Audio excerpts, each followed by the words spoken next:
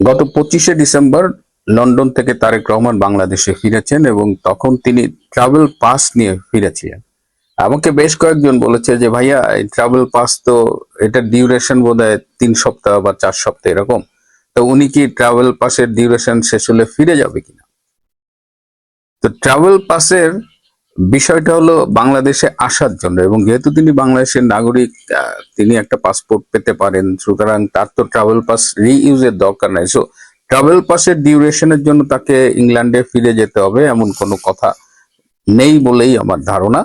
তবে তিনি আহ, 1-2 সপ্তাহের জন্য আবার লন্ডনে যেতে পারেন, এটি নিয়ে একটা আলোচনা চলছে। কেন যাবেন সেটা নিয়ে আজকে কথা বলবো। তার আগে একটু বাংলাদেশের বিষয় নিয়ে কথা বলতে চাই, তারেক রহমানের বিষয় নিয়ে একটু কথা বলতে চাই।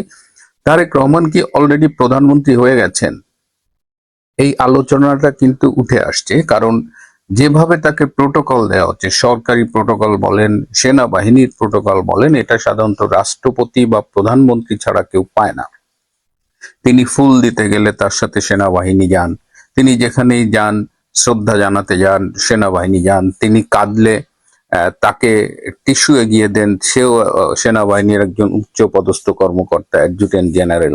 তো এই বিষয় নিয়ে কথা উঠেছে, এবং আহ, সরকারের, বিশেষ করে সরকারের এবং সেনাবাহিনীর উচ্চ পদস্থ কর্মকর্তাদের মধ্যে একটা মানে হিড়িক পড়ে গেছে তারেক রহমানের সাথে দেখা করার। একেবারে মানে সরকারি প্রশাসনের সচিব বলেন, অতিরিক্ত সচিব বলেন, বিভিন্ন প্রতিষ্ঠানের পরিচালক, মহাপরিচালক, তারা সবাই একেবারে দল বেঁধে গিয়ে তারেক রহমানের সাথে দেখা করছে অফিসে গিয়ে, এবং সেখানে একটা খাতা মেনটেন করা হচ্ছে, নোট বই মেনটেন করা হচ্ছে, এবং কে কে সেখানে গেলেন সেটা আবার নাম লিখে টিক দেওয়া হচ্ছে। যেমন পরিচিত একজন সচিব আছে, তাকে আমি জিজ্ঞেস করেছিলাম যে আপনি গিয়েছেন কিনা। বলে হ্যাঁ ভাই আমিও গিয়েছি। বললাম কেন গিয়েছেন? বলে না গেলে যদি উনি ক্ষমতায় আসে তখন আবার যদি সমস্যা হয়। তো এই এই হলো মানে ক্ষমতায় না যেতেই বর্তমান এই অবস্থা আছে। এইরকম অবস্থা যদি চলে তাহলে আমরা কি আশঙ্কা করব যে তারেক রহমান প্রধানমন্ত্রী হলে বাংলাদেশে আরো একটি হাওয়া ভবন আবার তৈরি হবে?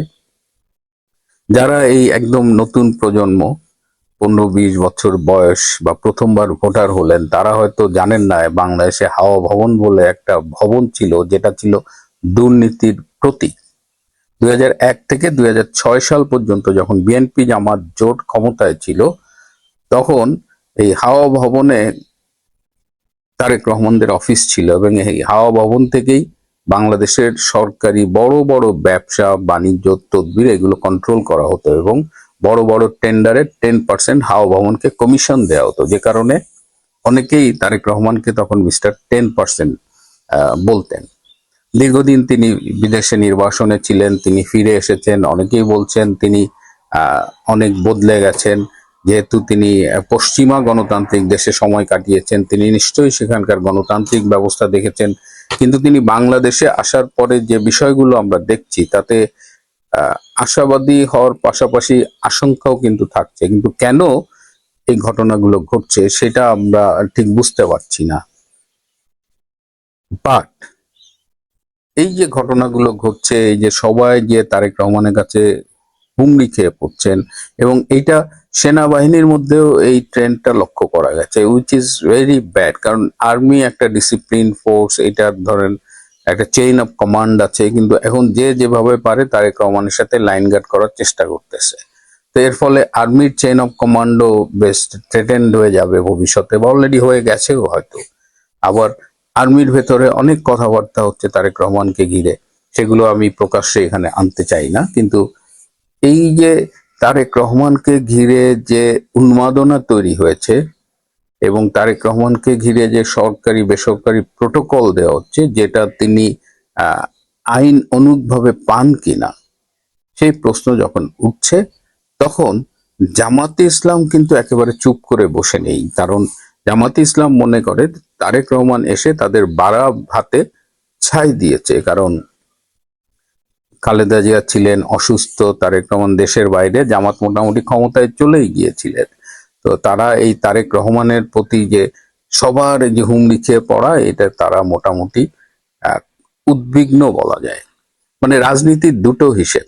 একটা হলো যদি মাঠে আওয়ামী লীগ থাকে, আওয়ামী লীগের সাথে যারা জোট করে তারা থাকে, তখন কিন্তু সব মানে হিসাব টিসাব ভুলে জামাত, বিএনপি, হিজবুত তাহরীর, এই যে ৭১-এর যে বিরোধী গ্রুপ, এরা সব এক হয়ে যায়।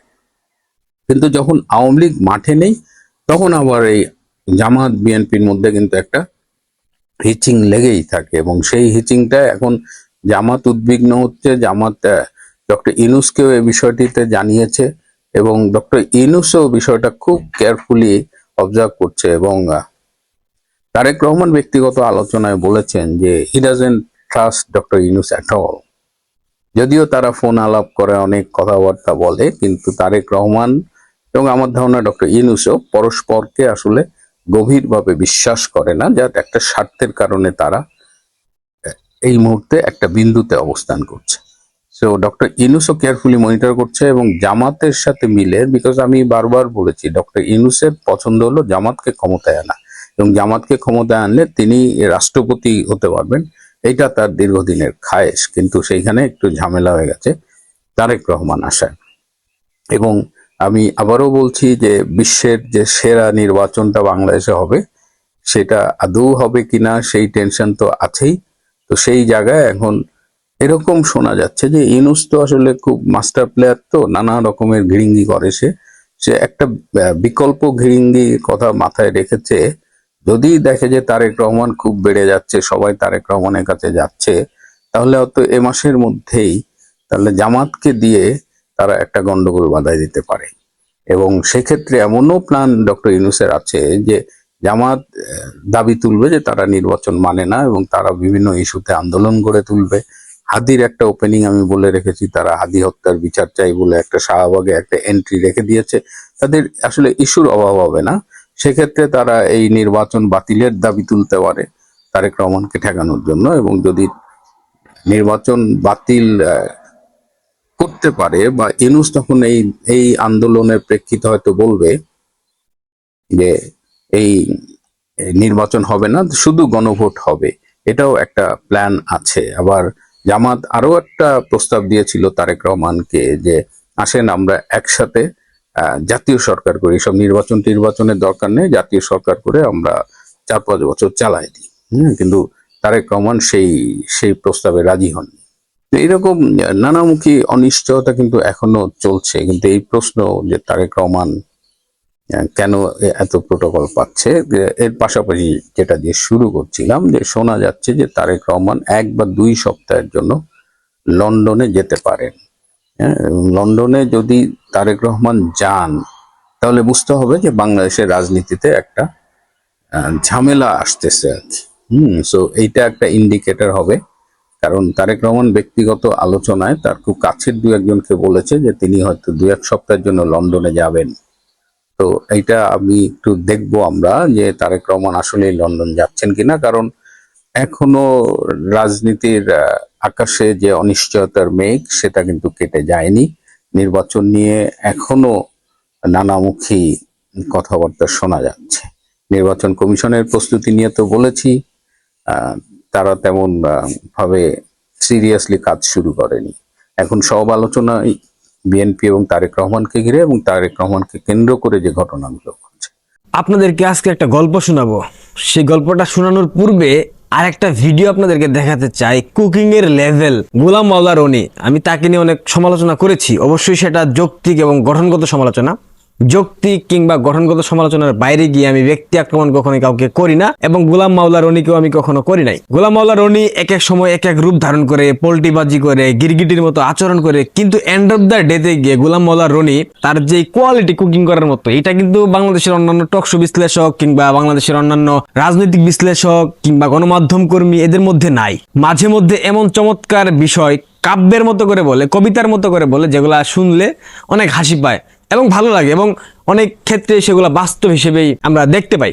গোলাম মাওলা রনি একজন ব্যক্তিকে কুক করেছে রীতিমতো, তার সেই কুকিং লেভেলটা একবার দেখেন, এরপর আপনারা নিজেরাই বুঝে যাবেন গোলাম মাওলা রনি কাকে আসলে রান্না করে সেদ্ধ করে দিয়েছে। মেজাজটা এমন গরম হয়ে যায়, থাকে গুলশান বনানীতে ১০-১৫ লাখ টাকার বাংলো বাড়িতে ভাড়া অথবা কিনে, সে বলছে যে তার বার্ষিক ইনকাম ৭ লাখ টাকা। চড়ে 10 কোটি টাকা দামের গাড়িতে। তো এই লোক 7 লাখ টাকা ইনকাম তার বছর হয় কি করে? তো প্রথমে চাপকানো উচিত, আচ্ছা মতো পিঠ লাল করে দেওয়া উচিত, যে পিটিয়ে যে তুমি যে বাড়িটাতে থাকো ওটার ভাড়াই তো মাসে 10 লাখ টাকা, তুমি টাকা পাও কই? তুমি 7 লাখ টাকা ইনকাম আসলে কোত্থেকে? এই যে অনেকগুলো জিনিস আসে। থাকে গুলশান বনানীতে ব্যবহার করে 10 লাখ টাকা ভাড়া মূল্যের বাংলো, সেটা হতে পারে কেনা, সেটা হতে পারে ভাড়া। ব্যবহার করে 10 কোটি টাকা দামের গাড়ি, অথচ সে কিনা সব জায়গায় বলে পাবলিকলি যে তার বাৎসরিক ইনকাম 7 লক্ষ টাকা। একজন ব্যক্তি বাৎসরিক যদি তার ইনকাম 7 লক্ষ টাকা হয়, সে কি আদতে 10 লক্ষ টাকা দামের বাংলো ভাড়া নিয়ে থাকতে পারবে? সে কি আসলেই 10 কোটি টাকা দামের গাড়ি ব্যবহার করতে পারবে? সে তো 10 কোটি টাকার গাড়ি না, সে 1 কোটি টাকার গাড়ি ব্যবহার করতে পারবে না। তাকে ব্যবহার করতে হবে টয়োটা এক্স করোলা, এর বাইরে সে কোনো গাড়ি ব্যবহার করার স্বপ্নেও ভাবতে পারবে না। আর এই ব্যক্তিটা হচ্ছে বিএনপির প্রধান নেতা জনাব তারেক রহমান। বাংলাদেশের বিভিন্ন গোয়েন্দা সংস্থা, পাশাপাশি পাকিস্তান ভিত্তিক বিভিন্ন ষড়যন্ত্রকারী চক্র, আন্তর্জাতিক ষড়যন্ত্রকারীরা খুব করে চাইছে তারেক রহমানকে মিডিয়ার সামনে ভালো সাজাতে, খুব করে চাইছে তারেক রহমানকে সুশীল বানাতে, খুব করে চাইছে তারেক রহমানকে সুশীল বানিয়ে সারা বাংলাদেশের মানুষের মগজের মধ্যে ঢুকিয়ে তাকে প্রধানমন্ত্রী হিসেবে বের করে নিয়ে আসতে। কিন্তু সাপ কি কখনো আদৌ পরিবর্তন হয়? আমার মনে হয় না। দেখা যাক, সাপ পরিবর্তন হয়ে যদি বেজিতে রূপান্তর হতে পারে, সেটা অবশ্য বাংলাদেশের মানুষের জন্য ভালো হবে। কারণ বেজি কিঞ্চিত হলেও গণতন্ত্রকে বিশ্বাস করতো, যেটা সাপ বিশ্বাস করে না। আপনাদেরকে গল্প শোনায় একটা, শেয়াল এবং কুমিরের বাচ্চার গল্প। একদা জঙ্গলের একটা শেয়াল, অবশ্যই সেটা খেক শিয়াল, অনেক চতুর খেক শিয়াল, একটা বিদ্যাপীঠ খুলেছিল, অর্থাৎ শিক্ষা প্রতিষ্ঠান খুলেছিল, সহজ ভাষায় বললে স্কুল খুলেছিল। সেই স্কুলের পাশের এলাকায় একটা কুমির থাকতো। সেই কুমিরের হঠাৎ 6টা বাচ্চা হয়। এখন কুমির সিদ্ধান্ত নিয়েছে এই 6টা বাচ্চাকে অবশ্যই সুশিক্ষায় শিক্ষিত করতে হবে। যেই ভাবনা সেই কাজ। তখন সে খুঁজে খুঁজে শেয়াল পণ্ডিত মশাইয়ের সেই স্কুলটা বের করে তার বাচ্চাদেরকে ভর্তি করার পর শেয়াল পণ্ডিতের উপর সব দায়িত্ব দিয়ে সেখানে রেখে বাচ্চাদেরকে কুমির দম্পতি চলে যায়, অর্থাৎ কুমির, মেয়ে কুমির এবং ছেলে কুমির সেখান থেকে চলে যায়। কিছুদিন পর যখন কুমির তার সন্তানদেরকে দেখতে আসে, আসার পর শেয়াল পণ্ডিতকে জিজ্ঞেস করে যায় তার বাচ্চাটা কোথায়। শেয়াল পণ্ডিত এর মধ্যে একটা বাচ্চাকে খেয়ে ফেলে। কারণ কুমিরের বাচ্চা ছোট কচি কচি বাচ্চা, যে কোনো সময় খাইতে মজা। শেয়াল পণ্ডিত তো আসলে ওইটা শিক্ষা প্রতিষ্ঠান খুলে নাই, সেখানে খোলা হয়েছে কুমিরের বাচ্চাদেরকে কিভাবে খাওয়া যায় এবং বিভিন্ন প্রাণীর বাচ্চাদেরকে কিভাবে খাওয়া যায়। তো সে অভিপ্রায় থেকেই শিয়াল পণ্ডিত একটা বাচ্চাকে খেয়ে ফেলে। থাকে হলো 5টা বাচ্চা। যখন কুমির এসে জিজ্ঞেস করে যে আমার বাচ্চা কোথায়, তখন একটা বাচ্চাকেই 2বার দেখিয়ে 6টা বাচ্চা দেখানো হয় পরপর। এরপর কুমির চলে যায়। এর কিছুদিন পর কুমির পুনরায় আসে। আসার পর তখন আরেকটা বাচ্চা শেয়াল পণ্ডিত খেয়ে ফেলে। থাকে 4টা। তখন 2টা বাচ্চাকে 2বার দেখিয়ে 6টা বাচ্চা ফিল আপ করা হয়। এভাবে ক্রমাগত কুমিরের সবগুলা বাচ্চার মধ্যে একটা বাচ্চাকে রেখে 5টা বাচ্চাকে খেয়ে ফেলে শেয়াল পণ্ডিত। খেয়ে ফেলার পর কুমির কিন্তু একটা সময় বুঝতে পারে, কিন্তু বুঝতে পারার পর কিন্তু কুমিরের আর কোনো কিছু করার থাকে না। ঠিক একই রকম ভাবে বিএনপিকে গিলে গিলে খাবে জামাত, খাচ্ছে জামাত, ভবিষ্যতেও খাবে জামাত। গত সপ্তাহে তারেক রহমানের সাথে জামাতের আমির সাদা শকুনের একটা বৈঠক হয়েছে, আপনারা নিশ্চয়ই দেখেছেন। বাংলাদেশের রাজনীতিতে সবসময় সবাই বলার চেষ্টা করে বাংলাদেশ আওয়ামী লীগ মুক্তিযুদ্ধকে কুক্ষিগত করেছে, বাংলাদেশ আওয়ামী লীগ মুক্তিযুদ্ধকে দখল করেছে, বাংলাদেশ আওয়ামী লীগ মুক্তিযুদ্ধ নিয়ে রাজনীতি করেছে, বাংলাদেশ আওয়ামী লীগ মুক্তিযুদ্ধ নিয়ে ব্যবসা করেছে। কিন্তু 5 আগস্টের পর আমরা কি দেখেছি? এই মুক্তিযুদ্ধকে রক্ষা করার জন্য, এই মুক্তিযুদ্ধের ইতিহাস, ঐতিহ্য, সংস্কৃতি রক্ষা করার জন্য কোনো রাজনৈতিক দল সামনে এগিয়ে আসেনি। এখানে বিএনপির একটা ব্যাপক সম্ভাবনা ছিল। বিএনপি চাইলেই বাংলাদেশের মুক্তিযুদ্ধের পক্ষের শক্তি হিসেবে নিজেদেরকে স্টাবলিশ করতে পারত। বিএনপি চাইলে সারা বাংলাদেশের মানুষের মধ্যে এই বার্তা দিতে পারত তারাও মুক্তিযুদ্ধের সপক্ষের শক্তি। এতদিন বাংলাদেশ আওয়ামী লীগ যে মুক্তিযুদ্ধকে পুঁজি করে রাজনীতি করেছে, মুক্তিযুদ্ধকে নিয়ে ব্যবসা করেছে, বঙ্গবন্ধুকে এককভাবে জাতির পিতা হিসেবে তারা বুঝিয়েছে, সম্মান করেছে, আর কাউকে সেই সুযোগটুকু দেয়নি। একথা বারবার বিএনপি নেতাকর্মীরা আওয়ামী লীগের শাসনামলে বলার চেষ্টা করেছে। কিন্তু প্রকৃতপক্ষে বিএনপি আদৌ কি মুক্তিযুদ্ধকে ধারণ করতে পেরেছে? যদি পারতো, 5 আগস্টের পর কেন 7 জন বীর শ্রেষ্ঠের প্রতিকৃতি ভেঙে ফেলা হলো, মুক্তিযোদ্ধাদের প্রতিকৃতি ভেঙে ফেলা হলো? জিয়াউর রহমান নিজেও একজন সেক্টর কমান্ডার ছিলেন, তিনি মুক্তিযুদ্ধের সম্মুখ সারিতে অংশ নিয়েছেন। তাহলে জিয়াউর রহমানের হাতে প্রতিষ্ঠিত রাজনৈতিক দল কেন মুক্তিযুদ্ধের পক্ষের পারপাস সার্ভ করতে পারে না? বিএনপি চাইলে কি পারতো না 5 আগস্টের পর মুক্তিযুদ্ধের পক্ষের শক্তি হতে? পারতো, কিন্তু আদর্শিক জায়গাটা তো স্ট্রং হইতে হবে। যাদের জন্মই হয়েছে সেনাছাউনিতে, যাদের জন্ম হয়েছে প্রো পাকিস্তান মডেলে, তারা তো মুক্তিযুদ্ধকে সমর্থন করবে না, মুক্তিযুদ্ধকে সাপোর্ট করবে না, মুক্তিযুদ্ধের অনুভূতি, চেতনা কোনো কিছুই তাদের মধ্যে কোনো প্রভাব ফেলবে না। সেটাই আমরা দেখতে পাচ্ছি। তারেক রহমান বাংলাদেশে এসেছে। তারেক রহমান চাইলে বিএনপিকে একটা মুক্তিযুদ্ধের সপক্ষের শক্তির দল হিসেবে সারা বিশ্বের মানচিত্রে প্রতিষ্ঠিত করতে পারতো। যদিও তারা কথায় কথায় মুক্তিযুদ্ধের কথা বলে, যদিও তারা কথায় কথায় বলার চেষ্টা করে তারা মুক্তিযুদ্ধের সপক্ষের শক্তি, 71 ছাড়া বাংলাদেশ কল্পনা করা যায় না, 71-এর চেতনা না থাকলে বাংলাদেশ টিকে থাকবে না, অনেক কথা বলে মুক্তিযুদ্ধের সপক্ষে কথা বলার চেষ্টা করে। কিন্তু এইখান থেকে মন থেকে কি বিএনপি কখনো মুক্তিযুদ্ধকে ধারণ করেছে? জামাতের মতো দেশদ্রোহী রাজাকারের বাচ্চাদের সাথে পুনরায় তারা ঐক্যবদ্ধ হতে চায়। তারা বলেছে এত বছর একসাথে রাজপথে ছিল, সামনের আগামী 5 বছর অনেক গুরুত্বপূর্ণ বাংলাদেশের মানুষের জন্য, তাদেরকে আবারও এক থাকতে হবে, তাদেরকে ঐক্যবদ্ধ থাকতে হবে, তাদেরকে রাজপথে থাকতে হবে। তার মানে আলটিমেটলি জামাত এবং বিএনপির মধ্যে একটা সম্পর্ক স্থাপিত হয়ে গেল।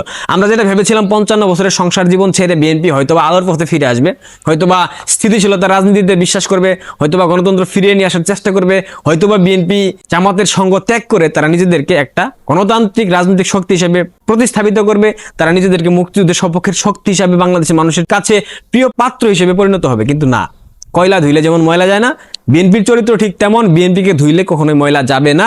আমরা ভেবেছিলাম তারেক রহমান অনেক পরিবর্তন হয়েছে, আমরা ভেবেছিলাম তারেক রহমান বাংলাদেশে ফিরে মুক্তিযুদ্ধের সপক্ষের শক্তির মানুষদেরকে সাথে নিয়ে রাজনীতি করবেন, কিন্তু যে লাউ সে কদু, তারেক রহমান কখনো সেটা করতে পারবে না।